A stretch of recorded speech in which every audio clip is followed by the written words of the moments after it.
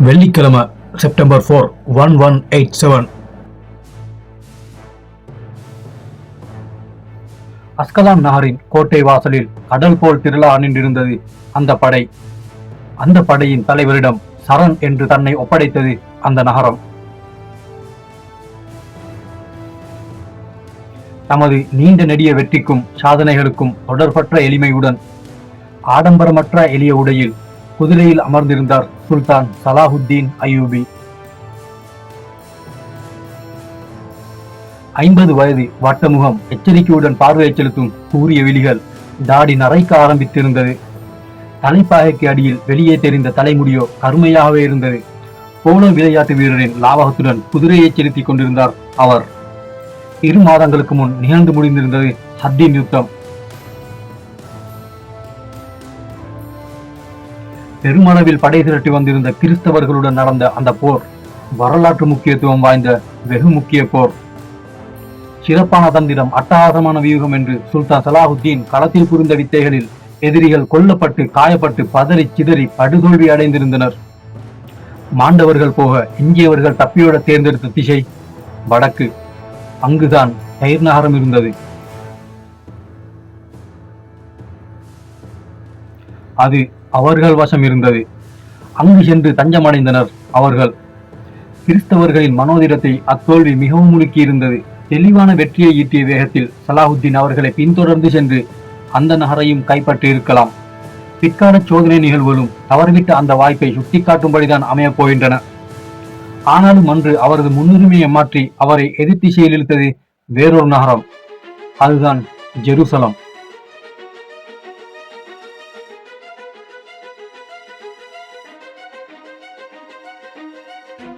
சலாஹுத்தீன் அய்யூபி மன்னராய் உருவான காலத்திலிருந்தே ஜெருசலம் தான் அவரது லட்சியமாயிருந்தது. நெடுங்க நடைபெற்ற ஒவ்வொரு போருக்கும், அரசியல் நகர்வுகளுக்கும், சண்டைக்கும், சமாதானத்திற்கும் அந்த நகரின் விடுதலை தான் மிகவும் முக்கியமாய் திகழ்ந்தது. அவரது சுவாச காற்றில் அதன் பெயர் இரண்டர கலந்திருந்தது. அத்தனைக்கும் பலனாய் இதோ இப்பொழுது கனிந்து நிற்கிறது காலம். மகனே வா என்று அழைத்து அனைத்து கொஞ்சுவதற்கும் கரம் விரித்து காத்துக் கொண்டிருக்கும் தாயை போல் தயாராயிருக்கிறது பைத்துல் முகத்தஸ். என்று அழைக்கும் போது அவர் என்ன செய்வார்? தெற்கு நோக்கி திரும்பியது சுல்தான் சலாஹுத்தீன் படை. வெண்ணையை வெட்டும் கத்தியின் இலகுடன் சரசரவென்று கிழித்துக் கொண்டே முன்னேறியது. அந்த வெற்றிகளை மேற்கத்திய கிறிஸ்தவ வரலாற்று ஆசிரியர் ஒருவர் எழுதி வைத்திருக்கிறார். பெருமளவில் எதிர்ப்புகள் இல்லை. ஒவ்வொரு ஊரும் வரிசை கட்டி சரணடைந்தது.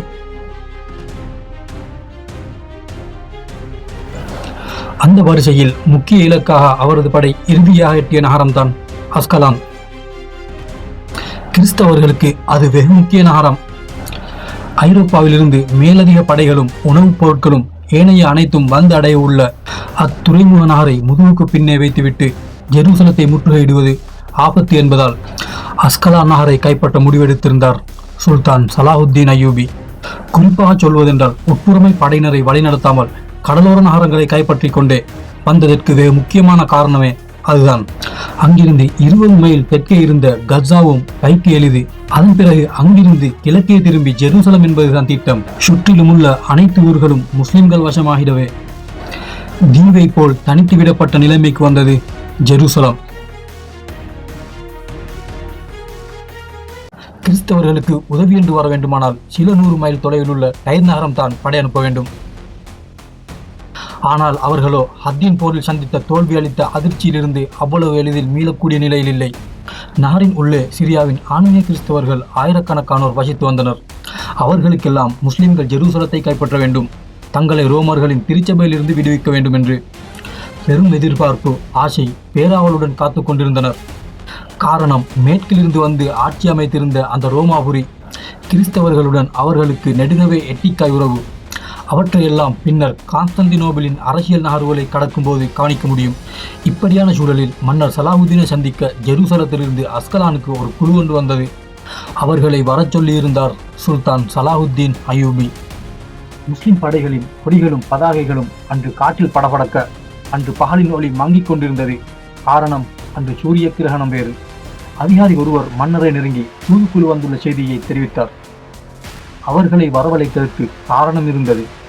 ஜெருசலம் வெறுமே போர் பரிசென்று இந்த நகரத்தின் வெற்றிகளைப் போல் அந்த நகருக்குள் பாய்ந்து தாக்கிச் சூறையாடுவதெல்லாம் தகாது என்று உறுதியாக கருதினார் சுல்தான் சலாஹுத்தீன் அய்யூபி. மாறாக இது இறைவனின் நகரம் என்று நீங்கள் நம்புவதைப் போலவே நான் நம்புகிறேன். இறைவனின் இல்லத்தை முற்றுகையிடுவதோ அதை தாக்குவதோ என் எண்ணங்களுக்கு அப்பாற்பட்டது என்று தெரிவித்தார் சுல்தான் சலாஹுத்தீன் அய்யூபி. அடுத்து என்ன நடந்தது பார்க்கலாம்.